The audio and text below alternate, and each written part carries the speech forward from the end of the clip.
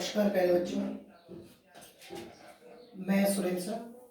और आज जो अपन जिस टॉपिक पे डिस्कशन करने वाले हैं वो ब्लड क्लोटिंग या रक्त स्कंदन।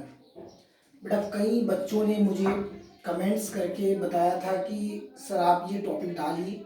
इसके पहले मैंने क्यूआरएस कॉम्प्लेक्स डाल रखा है बेटा, तो आप इस टॉपिक को ध्यान से पढ़ें, ध्यान से समझें। ठीक, देखो ब्लड क्लोटिंग क्या है। ब्लड क्लोटिंग या जिसे अपन कह सकते हैं रक्त का थक्का, रक्त का थक्का, ब्लड क्लोटिंग या ब्लड कोएगुलेशन या रक्त स्कंदन। जो रक्त का थक्का होता है उसी को हम रक्त स्कंदन कहेंगे, उसी को ब्लड क्लोटिंग या ब्लड कोएगुलेशन के नाम से जाना जाता है। अब कई बार बेटा ये प्रश्न उठता है कि इसकी परिभाषा क्या बनती है, वास्तविकता में ब्लड क्लोटिंग है क्या। तो समझते हैं परिभाषा को। वह प्रक्रिया जिसके द्वारा जब हमारे शरीर में कोई जगह चोट लग जाए बेटा या कोई घाव क्षतिग्रस्त हो जाता है तो वहां से बेटा रक्त का स्त्राव होने लगता है। उस रक्त स्त्राव को बेटा रोकने के लिए रोका जाता है और वो प्रोसेस ही क्या होगी बेटा, रक्त स्कंदन, यानी खून के अतिरिक्त बहाव को, रक्त स्त्राव को रोका जाता है। तो वह प्रक्रिया जिसके द्वारा शरीर के क्षतिग्रस्त या चोटग्रस्त भाग से रक्त के बहाव को रोका जाता है उसे ही रक्त स्कंदन या ब्लड क्लोटिंग या ब्लड कोएगुलेशन या रक्त स्कंदन कहा जाता है। रक्त का थक्का, जिसे खून का थक्का जमना कहते हैं। अब बेटा नॉर्मल प्रश्न ये होता है कि एक सामान्य व्यक्ति में कितनी देर में रक्त का स्कंदन हो जाता है। तो बेटा नॉर्मल एक सामान्य व्यक्ति में रक्त का स्कंदन लगभग 2 से 8 मिनट में होता है, लेकिन कुछ व्यक्तियों में ये समय 5 मिनट भी हो सकता है, 7 मिनट भी। तो एवरेज बताया बेटा कि 2 से 8 मिनट में रक्त का स्कंदन हो जाता है, यानी चोटग्रस्त भाग से खून का बहना रुक जाता है। और रक्त स्कंदन क्या करता है, रक्त के स्त्राव को, अतिरिक्त रक्त के बहने को रोकता है बेटा। आपको पता है कि मानव शरीर के अंदर 5 से 5.5 लीटर ब्लड जो होता है वो पाया जाता है बेटा ह्यूमंस के अंदर। तो रक्त के बहाव को रोकने का काम करेगा रक्त स्कंदन। अब ये प्रश्न राइज होता है कि ऐसा कौन सी प्रोसेस होती है कि रक्त का बहाव रुक जाता है। तो बेटा जैसे ही चोट लगती है तो क्षतिग्रस्त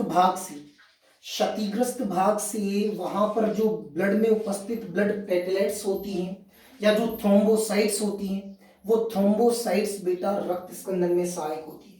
तो रक्त में उपस्थित ब्लड प्लेटलेट्स या थ्रोम्बोसाइट्स रक्त स्कंदन में सहायक होती है। आगे बढ़ते बेटा।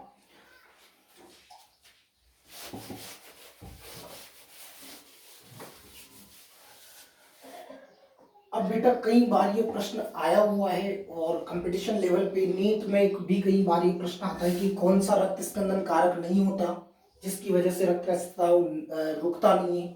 तो बेटा आपने हीमोफीलिया का नाम सुना होगा।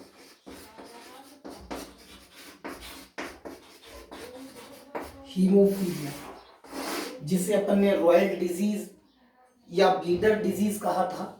जो बेटा रॉयल डिजीज या ब्लीडर डिजीज, जो हीमोफीलिया जो कि एक जेनेटिक डिसऑर्डर, आनुवांशिक बीमारी होती है। हीमोफीलिया से ग्रसित व्यक्तियों में रक्त का स्त्राव होता ही रहता है, उनमें रक्त स्कंदन नहीं हो पाता है।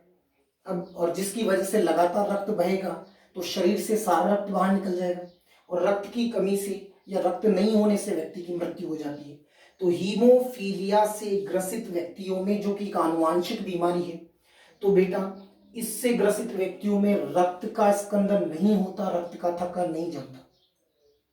इसके कुछ मैं पढ़ाऊंगा इसके आगे कि ऐसा क्यों नहीं होता हीमोफीलिया से रिलेटेड नोट। बेटा मैं कुछ 2 इंपॉर्टेंट नोट्स बताता हूं आपको, ये दोनों नोट ध्यान रखें।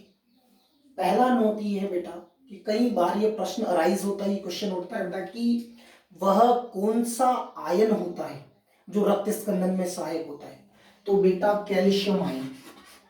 कैल्शियम आयन रक्त स्कंदन में सहायक होता है या रक्त स्कंदन की प्रक्रिया को करवाने में कैल्शियम आयन की महत्वपूर्ण भूमिका होती है। और कई बार पूछा जाता है कि कौन सा विटामिन, तो विटामिन के वो होता है बेटा जो रक्त स्कंदन में सहायक होता है। कई बार इसका नाम पूछ लिया जाता है, तो इसका नाम होता है बेटा नेफ्टोक्विनोन।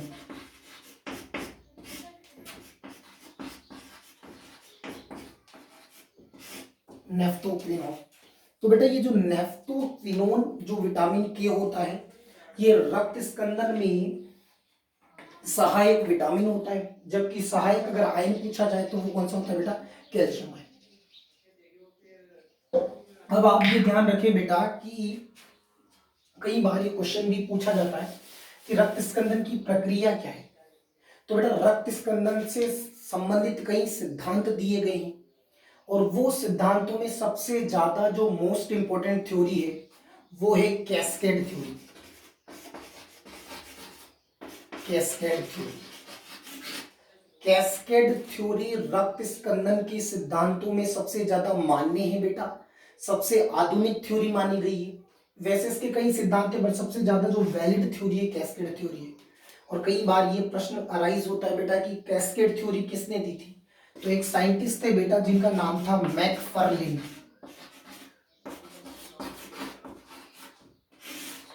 मैकफर्लिन, तो मैकफर्लिन साइंटिस्ट ने ये कैस्केड थ्योरी दी थी।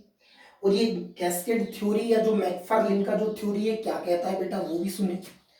कैस्केड थ्योरी कहता है बेटा कि रक्त स्कंदन की क्रिया में या रक्त के जमाने में जो रक्त का थक्का बनता है उसमें 13 कारक महत्वपूर्ण होते हैं, 13 factor. It is most important बेटा।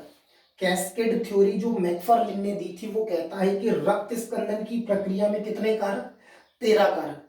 13 कारक महत्वपूर्ण होते हैं, और इन्हीं कारकों के योगदान से रक्त का स्कंदन होता है।